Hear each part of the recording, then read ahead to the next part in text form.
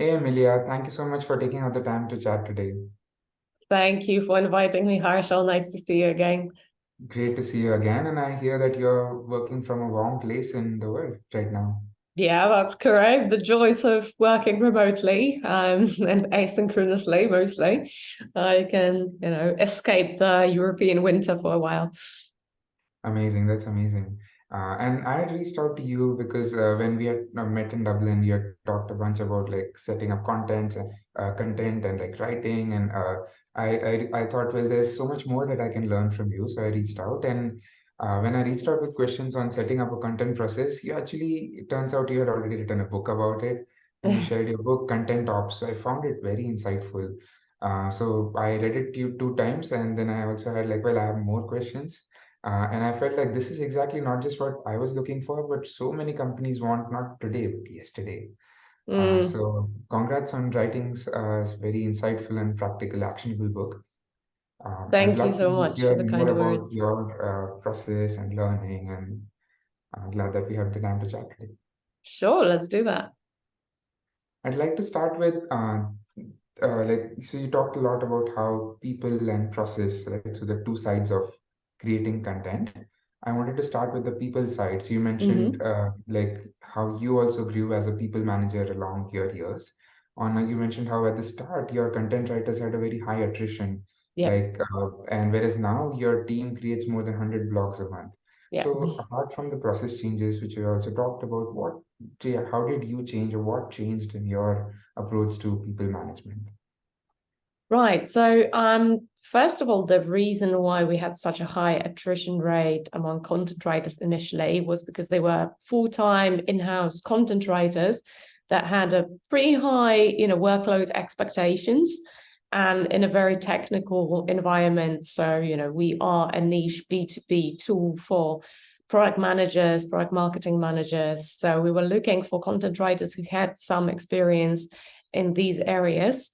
And we did find them, but these people weren't already content with writing exclusively, SEO articles day in, day out, 4 times per week. It wasn't really something that was challenging them intellectually in the long term, even though it was challenging. And there weren't like clearly set career prospects for them in this role. So that was the first problem, right? That I didn't like set any career progression path for the content writers. So they just didn't see themselves working long term in the company, kind of felt like they're a cog in my machine. And the second biggest reason, I believe, was because we didn't really have well-structured systems. And that's why we were spending so much time on finding the right people rather than building the right systems. So that backfired badly because the responsibility for quality was on the content writers as well as on research and the actual writing. So that was a lot. I had to go back to the drawing board after like roughly 3 months when, 3 out of 4 of the content writers that we hired have quit. And, I just spent a week or two just researching and talking to a lot of content managers, both in agencies, content agencies, and in-house teams. And then I came up with a completely new process where it's not the content writers that like manage themselves and manage what goes into each post and to do all the research and all the writing, but it's a distributed kind of responsibility model. I like to call it content epics workflow, where the responsibility for one piece of writing is divided between several different people who have distinct roles. And there are very, very clear systems and very clear points where the handover of responsibility happens from one role to another. So instead of having just one person create the content strategy and content plan, and then a few people doing everything else, so researching, writing, editing, publishing, we have several roles that handle these tasks, right? So we have a head of content that handles the strategy and keyword research. We have content editors that then translate these keywords into topics and do the research for the briefs, create a detailed brief for the writer. We have the writers who essentially execute on the brief, so they don't need to do a lot of research in addition. They just follow the very clear instructions, which are always following the same pattern, always formulaic, always delivered at the same time. Then we have a graphic designer who's basically providing custom graphics. These are ordered by the content editors. So the content editors also decide what graphics go into the post, not the writers, who may not be that experienced in the product.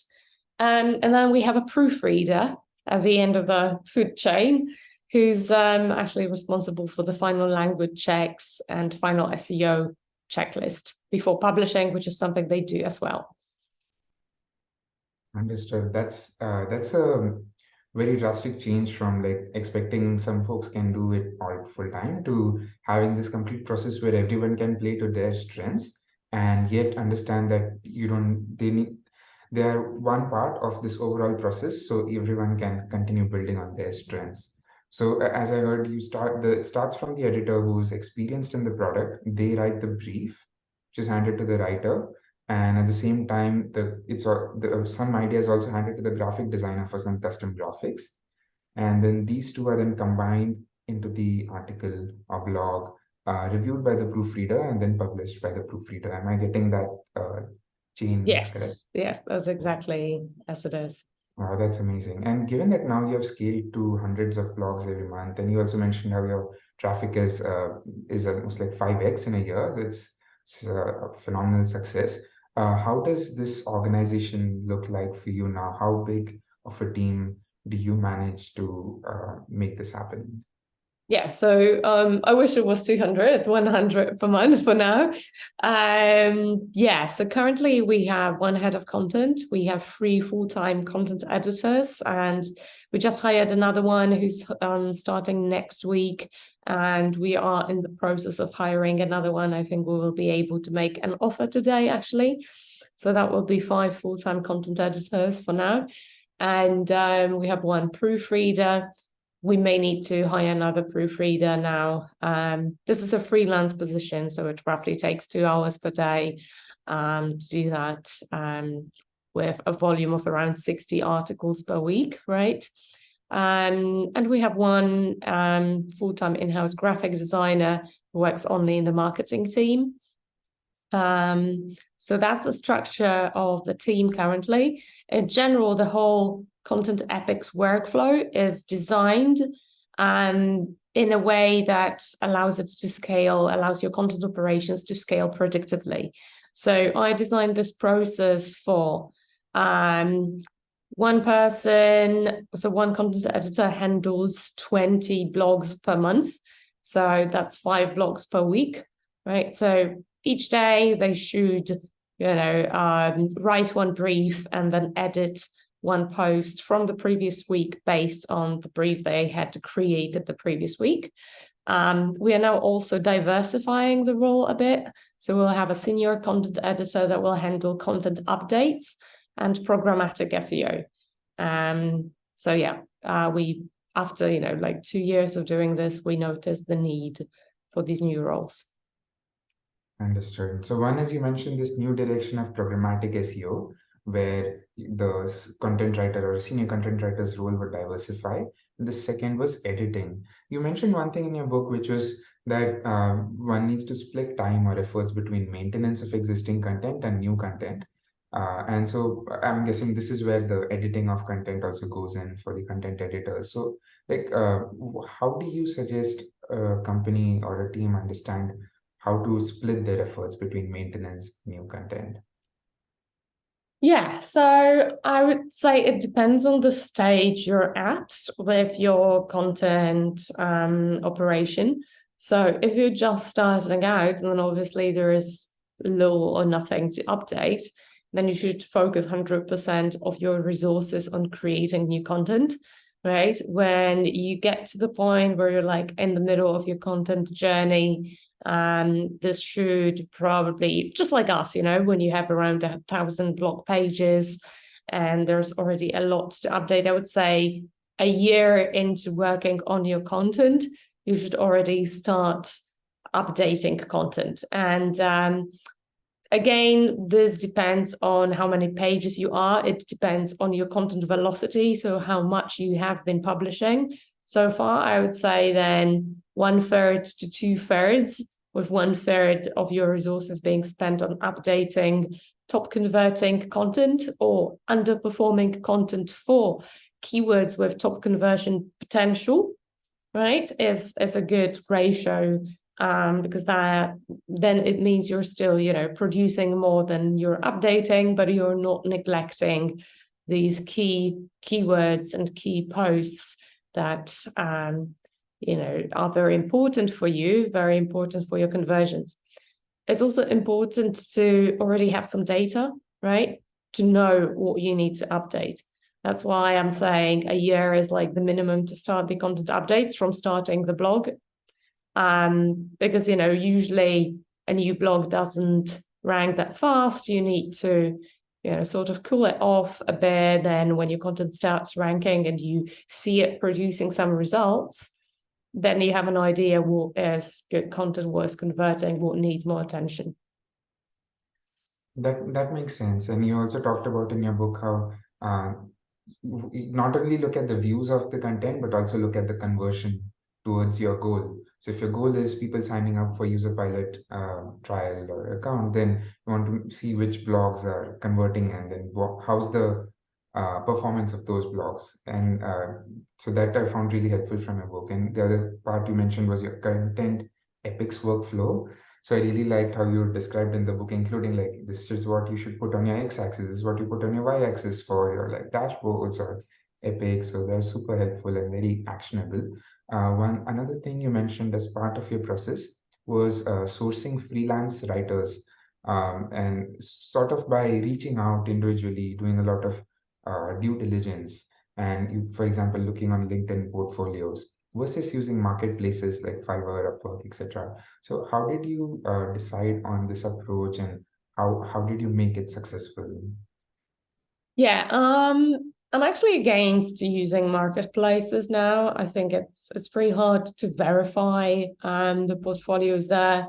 I had mostly mediocre to bad experience with marketplaces. The prices are low, so people obviously don't invest a lot of time. Like the range of topics is also very broad. These tends to be writers that are kind of struggling, to make a living with writing. So they tend to take on all the assignments and not to specialize. So, I would be looking on LinkedIn for people that already have a bit of a personal brand as a content writer in the specific domain, especially if they publish posts related to the subject matter area that you're in themselves, or they publish posts on Medium. That's a very good hack to go on Medium and look for topics or follow hashtags on LinkedIn or Twitter, and see who's a writer writing about those topics that you're writing about as well. You could try stealing content writers from your competitors if they are publishing their names on their blogs. Yeah, that's another reason, like probably a bit morally questionable, right? And if they agree, you could always like have it at the back of your head. What if someone else offers them a better rate and they go away taking away the secrets of your content strategy, right? That's there. But yeah, I think more importantly, what you're mentioning is look for what they're already writing in Yeah. their own world and how relevant that is. And yeah, folks who have written for your competitors would also be relevant. So it fits in that Venn diagram. What's really interesting to me about this process is, to me, it sounds like a lot of due diligence required, as it's a less structured world out there, like when it's self-publishing on LinkedIn or Medium or so many. So I'm wondering if whether you handle all the hiring of writers, is that something you found a process for an editor to do? Because it still sounds very daunting to me. So I'm sure there's some way you were able to systematize it more. Yeah, so I'm not handling the whole hiring process for the writers now. This is what our head of content does. I'm involved in hiring for the content editors role, because this is an in-house employees, so they require ramp time, they require investment in training. So obviously it's a lot more impactful decision. We have systems both for hiring writers and editors. So first of all, we have application forms and like mini tests, right? So for the writers, they fill in the application form, and per business needs, we reach out to the best candidates based on the portfolios they have submitted into the application form, and based on other questions such as related experience, experience related to SaaS and product management, samples of the work. We also have like a mini test in the application form already, where I'm asking them to write an introduction for an article about like what is product management or something like that, very general. So we see how they write straight away. A lot of people already get disqualified at this step. And then, we contact the best candidates and we send them a writing test where they all get the same brief, and they're writing on the same topic, and we see how they write, how they are able to follow instructions and the system, how they're able to use the tools that we typically use in our process. And based on that, we offer them a freelance position or not, right? With content editors, it's a little bit more tricky. As I mentioned, it's a full-time role in-house, so it's a more impactful decision. Again, we have this process where they first apply through an application form, then we send them a timed content editor aptitude test. That's a new development, I would say, based on our experience with bad full-time content editors. So we realized that giving someone just, a long form assessment task that, they get as homework, take away, and it takes a week or so to submit, is not testing their ability to work under pressure and deliver to tight deadlines. It's also not testing their cognitive skills, which is also very important in this role, especially as we're moving to programmatic SEO as well, which requires a lot of analytical skills. But not only, even, in regular content brief writing, it already involves a lot of analytical thinking, because you need to recognize, for instance, how to contextually present your tool in new use cases or new contexts, right? So you need to be able to see these patterns. You need to be able to see how your solution is a solution for novel problems that you may not have heard of in your training, right? So we introduced this content aptitude test. It takes an hour and a half, and it measures the aptitude for key skills for this role. So that's research skills. We're testing analytical skills. So we're giving them an Excel formula to reverse engineer and reproduce. This is the formula that we're using in our programmatic SEO templates, actually.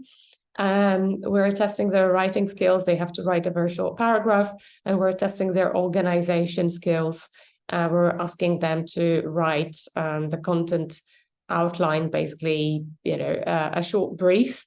So we're seeing how they're thinking, how they're able to analyze the SERPs.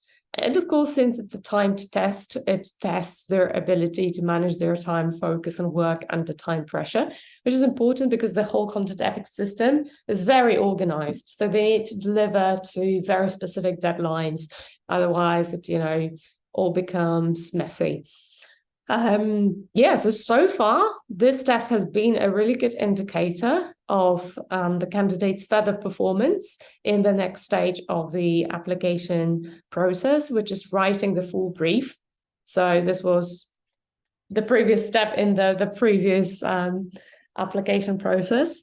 And also at the end of the day, we also have an interview to kind of check the culture fit, because that's also important, that this person, has the same values or similar values, same motivation as us to join the company, because we want people who will be good team players and will be good, long-term team members. Yeah. Yeah, that makes sense. And culture fit is important when there are so many folks with different skills needing to work together under pressure, under tight deadlines. And like as you said, also Yeah. there's a need for being organized. At the same time, you need to be analytical, sort of creative in like the writing. So it's like a overlap of a lot of stuff. I really like how you mentioned that you figured out this timed content editor aptitude test, which and also like you were exactly able to say this is what I do to test organizational skills. That's amazing because like interviews, a lot of companies try that, and it's usually through behavioral interviews, behavioral Hmm. questions, and then there's a less correlation between performance on an interview and performance on the job, whereas like the highest correlation is between like past job performance, and so you're able to find a test which is able to replicate that. So that's pretty awesome. Thank you. So you can see Yeah. that'll help you get the right candidates. Yeah, it was, as I said, based on experience. So I had to find some collaterals that would ultimately measure these key skills. Understood. Yeah. And also, like for example, you said describe the role of a PM. So that's also something which folks would not feel is something that we are asking them to write for our sake. So it's not like a free project, but it is a test. It's a test because there's not going to be any utility from that write-up for the company. Yeah. So that's another way to disambiguate things there. I like that. And you talk a lot about how they have the content editors have to be very organized because once they come in, it's an organized process. And you talked extensively about this. So I wanted to touch upon one aspect of your process, which was that you mentioned using Surfer SEO, Ahrefs, Notion, Asana. And so there's a bunch of backlink managers, there's a bunch of tools you're using to make the team successful. Which of these tools was the biggest pleasant surprise and the value it gave you? Yeah, I think the biggest value that we're getting from is from Surfer SEO. It's a tool that allows you to analyze the top ranking articles in SERPs in terms of like true keyword density and several other metrics like number of images, number of words in the article, the heading structure, etc., etc. And it creates like this live action recipe for how to write a good piece of content. So it both helps the editors create a better brief, and it helps the writers create a better blog post by like coaching them while they're writing. And at the end of the day, it gives them an actionable content score. So they can see how well they are positioned against their competitors in SERPs, which is great. And initially, because it seemed like it would be hard to implement, I got a lot of objections from the team for implementing Surfer, so we didn't initially implement it. But then when some of our old content started losing position in SERPs, I did a content audit in the Surface free trial for these keywords, and I was able to significantly improve the position of these articles in SERPs in just 3 weeks. So that was the aha moment that like gave me the evidence and to convince the team to get on Surfer. Sort of made an undemocratic decision to implement it at this point, and we never looked back. I think everyone loves it now, and it's so much value for just $99 per month that I almost feel bad for the company that we're getting so much value for so little. So we were writing all our articles in Surfer, but I would say all the tools are very helpful. Asana is a must-have. Our whole content workflow is built on Asana. So even if the results are not that tangible, because Surface results are related to the ROI directly, so it's easy to spot them and easy to get excited about them. But we probably wouldn't succeed in the whole process without Asana, because it allowed us to build some automations that are like unique for our company, for this system, for this workflow. And it's a really great tool and very intuitive and reliable to work with as well. Nice, that's amazing. I was yesterday listening to a podcast from Lenny Rajitsky, and Mm-hmm. there the expert, the guest on the podcast was mentioning how Evernote was also considered like low priced by a lot of its users. So a lot of users went to the premium tier just because they felt guilty that the tool is so cheap. or like was so good on the free tier. Surfer SEO price seems pretty good compared to like Ahrefs, which is so much more expensive. Mm. And is that They something are that different tools. They are completely different very tools. different So tools? yeah, That's true. That's true. we use And both. you use both, right? So you anyway, like you need Surfer SEO, Ahrefs, and Asana. Yeah. So like everything gets combined together. On the Surfer SEO side, so I'm trying to understand like tactical or logistically, does each of your writer and editor have like one license of Surfer SEO? So like there's so many people who need to use it, or it's just the editors, like who all use Surfer SEO? Everyone uses Surf SEO. So as I mentioned, the recipes are both for the editors to create better briefs and for the writers to write better blogs. So yeah, everyone uses Surfer both for research and organization and then writing. Understood. I was looking up Userpilot on Ahrefs, and I saw that even the number of backlinks that you got have increased a lot over the months. And you mentioned you recommended using Backlink Manager to getting backlinks, and so I'd like to hear more about your like broader process of getting backlinks. Yeah, so currently we're not actively working on sourcing backlinks, and the growth is purely organic. We're getting invited to guest posts. I'm speaking publicly at different events, taking part in interviews. We're producing a lot of good content industry reports that get linked back to. So, now it's fully organic. And again, the decision about your link building strategy should depend on your stage, in your content ops journey. If you're early stage, then link building is definitely a must. And this is what we did initially as well. Ultimately, we noticed that building links through spreadsheets is very inefficient because things get lost, people forget to add the backlink, etc., etc. So we switched to Backlink Manager, which again is a CRM. It's an operations tool that allows us to keep the process very organized, or allowed, because as I said, we're currently not actively investing in it. So it's kind of similar to Asana, really, in this process. So it allowed us to put our link building targets into folders, link the right partnerships to them, and then get notifications when we needed to build a link for someone, or get notifications when a link that was built to our site or that we paid for instance, was missing in action. So was removed, or the page went down and we had to contact the partner or the vendor to bring it back. So yeah, it has a built-in link crawler and all these like CRM workflows that allows you to manage your operation smoothly. Nice. Yeah. So I hear two things. One is that you don't need to put in that effort right now for user pilot, given the stage you're in, the growth you're in. You're finding organic opportunities and cross promotional opportunities. On the other hand, somebody who needs to do it instead of using a spreadsheet, using the tool helped. You saw it as a CRM for the backlink process itself, or an Asana for that whole Yeah. process. Yeah, so it's like designed for this process, so it makes life a lot easier, and it has a built-in crawler. So, you could use a spreadsheet, you could use Asana, but then you would need to build all the automations yourself, and then you would still need to buy a crawler to basically see if your links are really there.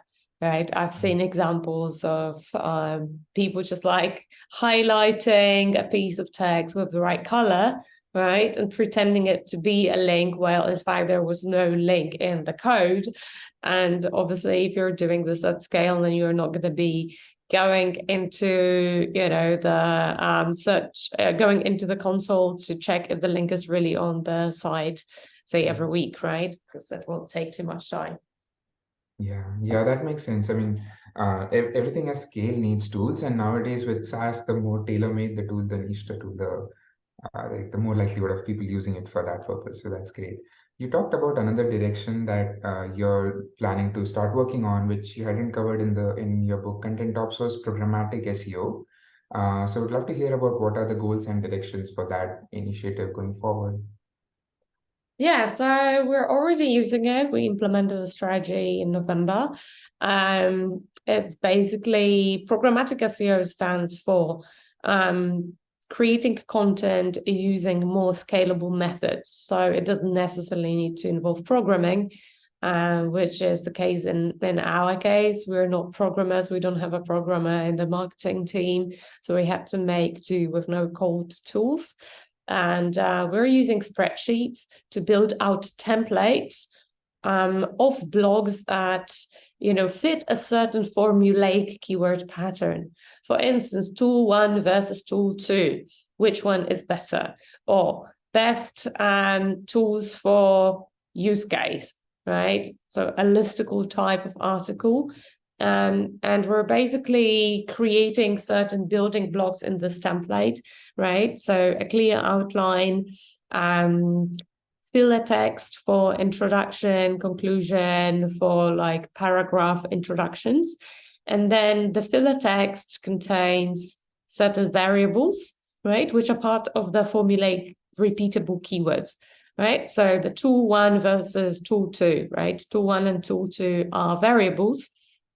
Basically, the same with the use cases. These are variables, right? And if you have a lot of these variables, so say you have 20 competitors, or you have like 10 different use cases, you can already create hundreds or thousands of blogs, and you don't need to create new briefs and new, templates and write everything from scratch every time.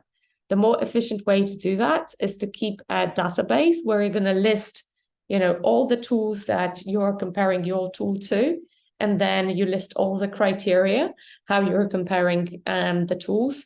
So like general description, dashboard images, you're like describing the tool for different use cases as well. And then you're basically using these database descriptions and fetching them from a database using VLOOKUP and HLOOKUP formulas into the template. And then you can export the content of the filled template, right, into a CSV and easily upload, say, 100 or 1,000 blog posts that were generated from these formulas into your WordPress or another CMS, right? Understood. That's an exciting direction that you've started on. I look forward to how that'll all come up, and like later on hearing about the experience of you like learning and building process around it. I also you recently posted about so a separate topic where like we talked about programmatic stuff. So something related was you had recently posted on LinkedIn about Chat GPT style AI's potential in connecting the dots in internal documentation. And something related to ChatGPT was that a client of mine is attempting to replace hiring content writers by using AI tools like ChatGPT or other tools from OpenAI. What's your take or what's your experience on where to use such tools, where not to use such tools, and their benefit or not in the overall marketing process? Yeah, so currently, because of Google's stances on using GPT for creating content and using AI tools in general, I wouldn't risk just using raw output from, say, ChatGPT or AI tools like Jasper, which is also using GPT.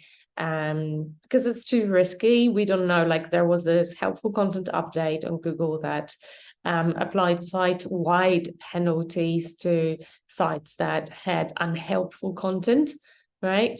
There are easy ways to detect GPT-generated content.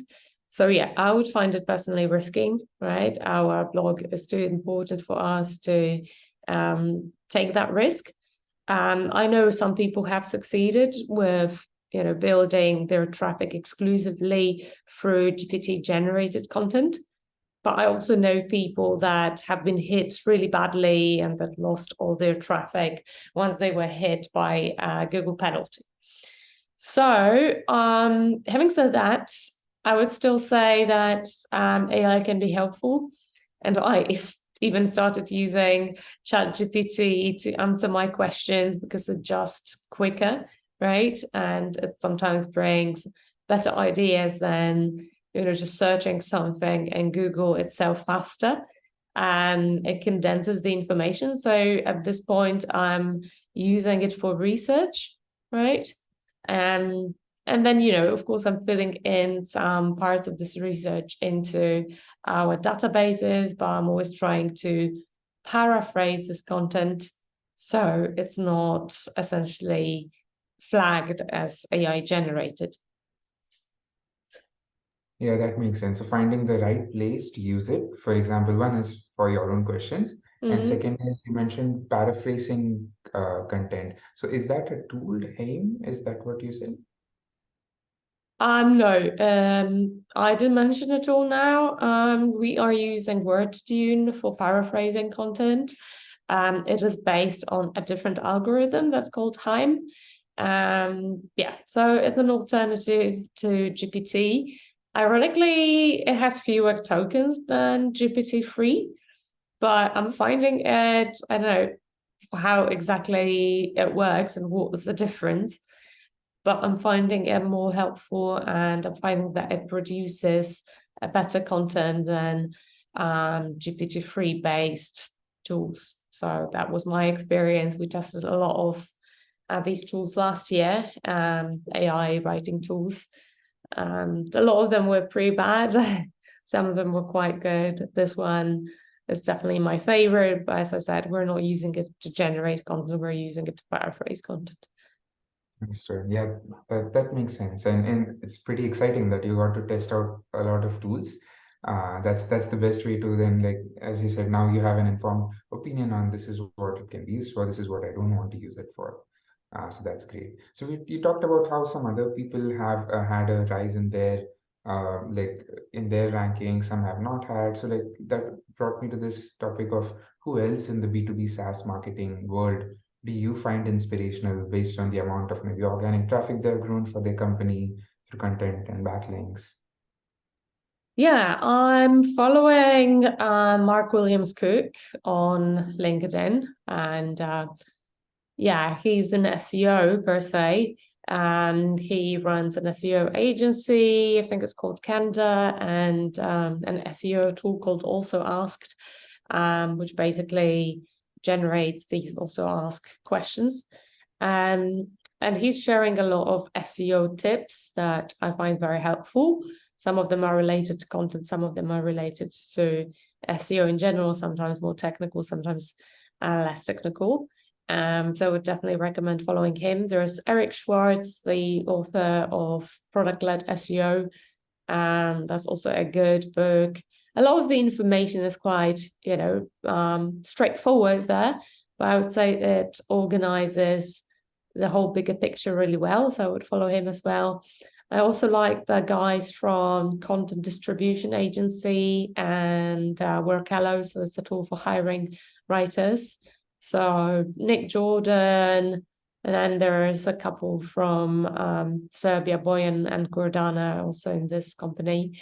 I would also follow people from, what's the name of the agency? Grow and Convert, right? Benji Hyam, he's co-founder, I forget the name now, but I would follow them as well.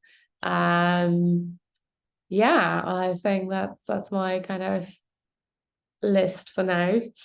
Wow, yeah, that's a great content stack for like learning more about SEO and writing and everything.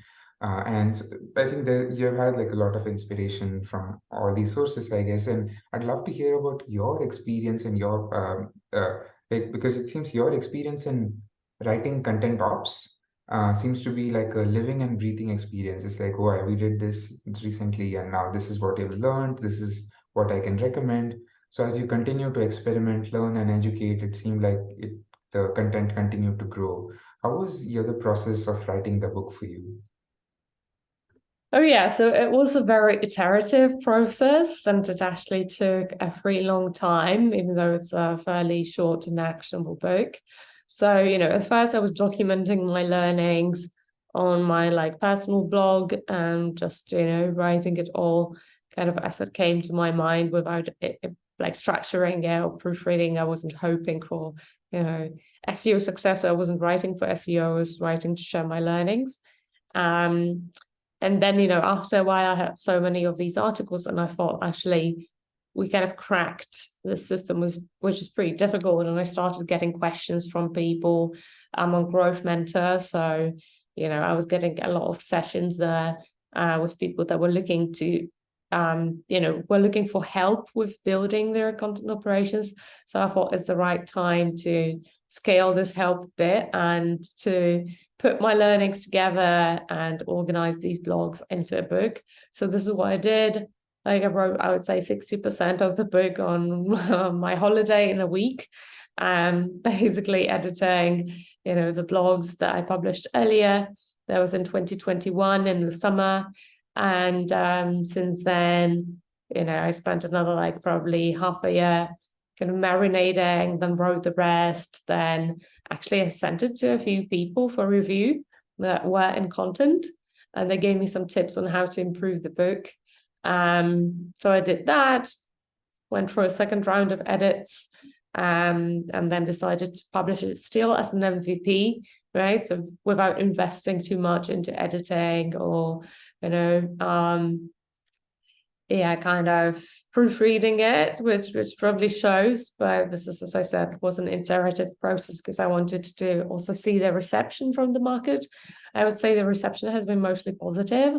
So I'm now planning to maybe work on an extended second edition where I'm going to add my newest learnings since publishing this book. It was already, over a year and a half ago since I started writing it. So a lot has changed in that time. As I mentioned to you, for instance, we started diversifying the content editor's role. We implemented better systems for hiring better content editors. So I think it would be worth updating this. And maybe now investing a bit more time into the formatting part. Yeah, so you mentioned coming up with a V2 version of this, and that the reception of the book has been very positive. It's very good to hear. What would be the best way for folks to follow your updates as you go around writing the book and sharing your learnings? Yeah, so I'm pretty active on LinkedIn, so I think it's the best place to find me. I'm also sharing my most current learnings, templates, and all the processes that I'm learning since I published the book on my Patreon. It's called Content Operations, Content Ops. So again, easy to find. I don't think there are too many creators there who write in content ops because it's a fairly niche topic still. Then these would be the best two ways to connect with me and kind of get insight into what we are currently working on. Perfect. That's very helpful, Emilia. Thank you so much for taking out the time to chat today. Thank you so much, Harshal. That was great chatting with you as well.